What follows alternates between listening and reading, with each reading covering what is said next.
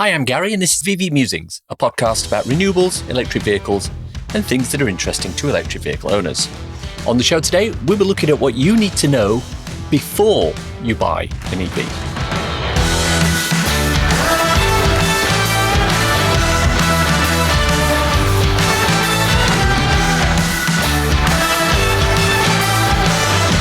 This season of the podcast is sponsored by ZapMap, the free-to-download app that helps EV drivers search, plan, and pay for their charging. Before we start, I wanted to remind everyone that we're running close to the season-ending roundtable episode. I'm fairly sure I know who'll be on the show, but I now want to know, what do you want us to talk about? Answers in an email, please, evmusings@gmail.com.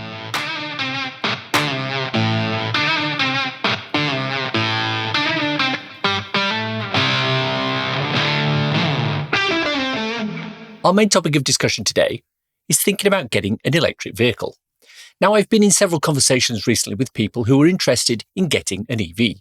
What these conversations have shown me is that a lot of the information that people have about EVs prior to buying them is coloured by things they read on social media and in certain news publications. Daily fail. So, with so much fear, uncertainty and doubt being propagated across social media, how do you start to frame a discussion with someone who's keen to understand the detail behind electric cars, but doesn't have a baseline of knowledge? Well, you need to explain to them that EVs are the exact opposite of internal combustion engine, ICE cars. ICE cars are complex to drive and easy to fuel. EVs are computers on wheels, very simple to drive, but complex to charge. In addition to this, conversation needs to be focused on whether people have off-road parking and can charge at home, or will be at the mercy of the public charging infrastructure. So today I'm going to see if I can help anyone who's wanting to consider an EV by asking and answering some of the main issues or questions you'll probably have around electric vehicles. So let's start with the big one. I'm scared I'll run out of charge. Well, yeah, of course you are, because you've been in a situation with your phone where your battery's died and you aren't near a plug socket. It happens. But I would point out that on this very podcast, Edmund King, the president of the AA, indicated that the number of call-outs they get to people with flat EV traction batteries is roughly the same as the number of call-outs to people who've run out of petrol or diesel. It's not the car here that's the issue, it's the driver. If you've never run out of fuel in your Vauxhall Astra, then you'll probably not run out of electricity in your EV. So then we have the next one. I want a car that will do the same mileage as my current petrol car, 400 miles on a tank. Again, of course you do. But why do you want that? The simple reason is that places to fill your car with fuel are actually quite rare. There are only around 8,000 petrol stations in the UK. And petrol stations are the only place in the UK where you can legally fill a road car with petroleum products. There are 24,000 public charging locations. Yes, 3 times as many. Of course, you want a range long enough to ensure you'll be able to get to a petrol station when you need one. But reframe this a little. If I told you that Apple had created a new iPhone with a battery that lasts 3 weeks, but to recharge it, you'd have to visit your nearest Apple store and it would cost you £50 to recharge it. You'd tell me I was mad, wouldn't you? But that's exactly the situation with a fossil fuel car. You can do lots and lots of miles because you don't want to have to visit a petrol station every few days to fill up. But with an EV, you don't need a huge range because the majority of drivers have charging at home, just like with their phones. And yes, there are drivers without home charging, and we'll talk about them a little later. So then you say, but I like to travel to Scotland from Bournemouth every year for my holidays. I can do that without stopping in my Volvo diesel. Well, yes, that's right, you can. But did you really buy a diesel Volvo with 600 miles of range so that you could do your once-a-year trip to Scotland without refueling? Especially as you probably had to stop at least once on that 10-hour drive to eat or go to the toilet. Well, I don't think you really did buy one for that reason, did you? Because that's an outlier journey. The truth is that the majority of journeys are easily within the range of current electric vehicles. In fact, I'm on my second EV.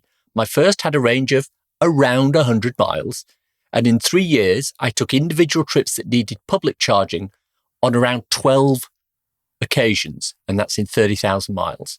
In my latest EV with 200 miles of range, I've done so twice in 9 months. And one of those was to test the actual range of the car itself. There are people such as Cleveland EV Mobile and Lakes Eco Van Deliveries who cover 50,000 miles a year right across the UK and have no issues doing that in vehicles without huge ranges. Lakes Eco Van uses a vehicle with a range around 150 miles. So it can be done. And the final thing that gets put forward is the cost issue. They're too expensive. Again, you're right. Or are you? Do you currently buy brand new cars personally? Well, if you do you spend $25,000 or more on one? Well, if you do, then the MG4, fully electric, about a 200-mile range, well within your price range. Now, if you don't buy brand new yourself and prefer to go second-hand, then there are fewer EVs in that market than there are fossil fuel or internal combustion engine cars. But even then, it doesn't mean you can't get one. I mean, I've never bought a brand new car in my life. The first car I ever bought was a 20-year-old one that had had 6 previous owners. But I'm on my second new EV, and I got it via leasing. You can also get some fantastic deals via salary sacrifice. See episode 152 for more on that from people like John Burdeking. Or you could go the subscription route and get a car for a single month, delivered, insured, fully charged for a single set amount. Extend it on a monthly basis or swap it out for another whenever you want. I've said it before, but podcast co-founder Simon went from a £500 per month loan for a BMW i3 to around £470 a month for a car, insurance, servicing and charging via subscription. Couple the monthly subscription or lease cost against the savings from not buying expensive fossil fuels, and you'll soon find that the total cost of owning the car is much lower than buying and running a similar internal combustion engine car. So what if you don't have home charging? Not having home charging means you can never have an electric car. Actually, that's complete rubbish. It means nothing of the sort. I know several people who don't have home charging and manage very successfully to operate an EV. But not having a home charger does make it more difficult than charging at home. But it's not always as big a problem as you might think. It all depends on what the local charging infrastructure is like. I know one person, friend of the podcast, Maz Shah, who doesn't have home charging, but he lives in Milton Keynes and they've invested heavily in local charging infrastructure, so he doesn't have an issue finding anywhere to plug in. Likewise, podcast co-founder Simon lives in a flat with no charger. He's in the Hitchin area and he's managed to use local car park chargers, supermarket chargers and workplace charging to help him. But if you can't find any local chargers nearby, it might be worth looking at the EV equivalent of Airbnb for charging. This is a concept known as co-charger. We had co-charger founder Joel Teague on the podcast back in episode 139, I believe. So go and have a listen to that if you're interested. Basically, co-charger matches up people who need off-street charging with their EVs but don't have it with people who have off-street parking for their EVs but don't need it.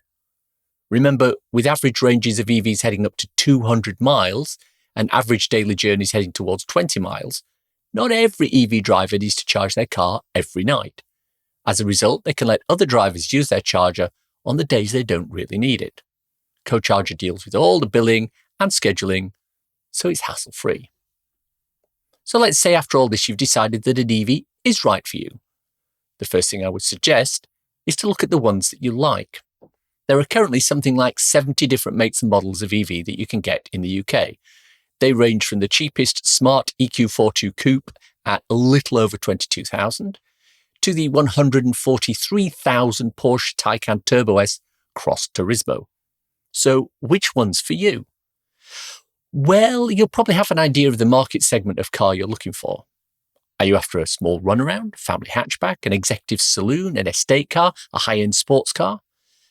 Once you've isolated this, you'll be able to see what's available. use a site such as evdatabase.org to help you identify what's out there. Link in the show notes. Now, ignore the price for now. We've covered things such as salary sacrifice, leasing, and subscriptions as a way of paying for them.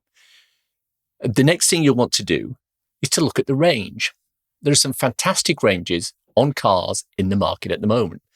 But beware, these are what are called WLTP ranges. The WLTP range is a mythical range figure which occurs under ideal, controlled circumstances in a test environment. In other words, if all the planets are aligned, the driver's feeling well, and the Dow Jones is showing a 10% increase year on year, you'll get 250 miles from this car. But in reality, it's going to be less. Again, the evdatabase.org site that I mentioned a moment ago will show you the real-life range. Now, don't think this is a cheat, because it isn't.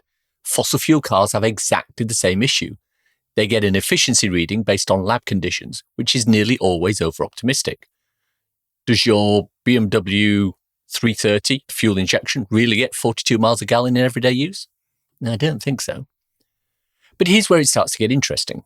I spoke to one woman who decided she wanted the Peugeot E2008 because she was a fan of the car and liked the range on it. I advised her to be careful with any car from the Stellantis range because they're notoriously inefficient and the range is more of a suggestion than anything else. So my first suggestion to her was to find a vehicle that she wanted and to take a test drive. Now, when I say a test drive, I don't mean a 20-minute spin around the block with a salesman in the passenger seat. You want to get one of these cars for a couple of days, maybe a weekend or a long weekend. In those couple of days, you want to see what the local charging network is like. You want to do a commute to work and check out the charging there. See if anywhere has nearby destination charging. Load the car with family, children, pushchairs, shopping. Check that it can work for you not only as an electric car, but as an actual car. If you already have a second car at home, even better. You can see what the strengths and weaknesses are for both vehicles. My second suggestion is to try some charging. Check to see if your car comes with a granny charger. That's the cable that allows you to plug into a 3-pin socket and charge, guaranteed slowly, but overnight. Download ZapMap to find chargers so you can see what's in your local area or near your place of work if they're different. Find a local charger and try it out. You might need an app or you might get one that lets you use a payment card. Check the episode back catalogue for details of how to deal with these. If you can do a longer journey in those couple of days, do so. See what the actual range is. If the display reads 120 miles when you start driving, what does it read when you've done, say, 20 miles? Is it 100? Or is it dropped down to, say, 95 or 90 or 85? My first EV, the Kia Soul, was very accurate with the range display. It would drop a mile of range for every mile driven. My new EV, the ID3, is a little less accurate in that aspect. I use the percentage indicator as a more accurate estimate now, approximately 2 miles for every percentage point dropped. But when looking at chargers, don't just focus on those shiny, big, rapid or ultra-rapid chargers that shoot loads of miles into your car in a short period of time. Look at AC chargers. They're usually the smaller post-like chargers where you'll have to connect your own cable, and you will probably have been given one of those with the car. And these are the secret sauce of making EVs work, regardless of whether you have home charging or not. Slower, constant charging while you're away from the car doing something else. It's the way to go. I was recently doing some work at an off-site location which had 7 kilowatt chargers. I'd arrive early in the morning, plug in, spend all day there, up to about 13 hours, and return to a car that was fully charged up. I travelled home and returned the next day to rinse and repeat. As these chargers were also free, it wasn't costing me anything to do this. My 70-mile round trip was costing me as little as 40 pence per day, purely because I was using cheap overnight charging at home. And if I wanted to take even more advantage of the free charging at the work site, which I didn't, I could have elected not to charge at home and done all my charging for free. But, that's not how I roll. And there are chargers like this all over the place. Look for them when you're shopping or eating out or visiting the cinema or theatre or going to a gig. Railway stations have them now, and they can be great if you commute via train but need your car to get to and from the station.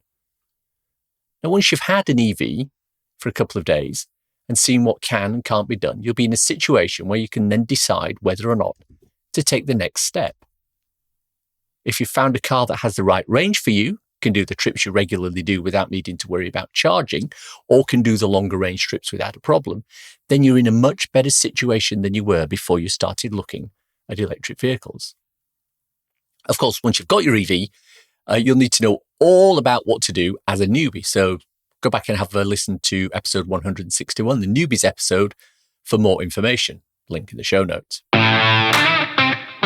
It's time for a cool EV or renewable thing to share with the listeners.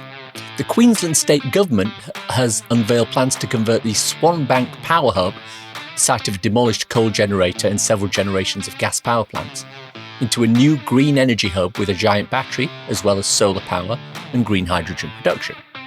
The plans to use the 1.2 gigawatt connection capacity at Swanbank, near the city of Ipswich, west of Brisbane, and turn it into a clean energy hub. Swanbank originally hosted two coal-fired power stations, Swanbank A and B, which were closed in 2005 and 2012 respectively, and a number of small gas generators, Swanbank C and D, that were closed in 2002 and 2004. Yet we like this, taking old fossil fuel assets and repurposing them to deal with renewable energy. It's a win-win for everyone.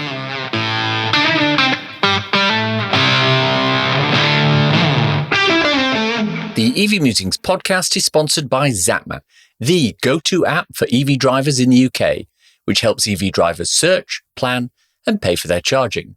ZapMap is free to download and use, with subscription plans for enhanced features such as using ZapMap in-car, on CarPlay, or Android Auto. And that's the show for today. Hope you enjoyed listening to it. If you want to contact me, I can be emailed at evmusings@gmail.com. I'm also on Twitter at MusingsEV. If you want to support the podcast and newsletter, please consider contributing to becoming an EV Musings patron. The link is in the show notes. Don't want to sign up for something on a monthly basis? If you enjoyed this episode, why not buy me a coffee? Go to coffee.com/EVmusings and you can do just that. ko-fi.com/EVmusings. Takes Apple Pay too. I have a couple of ebooks out there if you want something to read on your Kindle. So, you've gone electric. Is available on Amazon worldwide for the measly sum of 99p or equivalent, and it's a great little introduction to living with an electric car. So You've Gone Renewable is also available on Amazon for the same 99p, and it covers installing solar panels, a storage battery, and a heat pump. Why not check them out? Links for everything we've talked about in the podcast today are in the description. If you enjoyed this podcast, please subscribe. It's available on iTunes or wherever you get your podcasts. Please leave a review as it helps raise visibility and extend our reach in search engines. If you've reached this part of the podcast and are still listening, thank you. Why not let me know you've got to this point by tweeting me at MusingsEV with the words, "Something for the weekend?" Hashtag, if you know, nothing else. Thanks as always to my co-founder Simon. He was astonished to hear that an expose about his ongoing addiction to buying new personal electric vehicles has been published. Sure, he's bought several electric skateboards, a one wheel and a couple of electric unicycles, but who hasn't? It still doesn't give someone the right to publish scurrilous rumours about it. He's just glad it wasn't some worthy publication like Private Eye. Daily fail. Thanks for listening. Bye.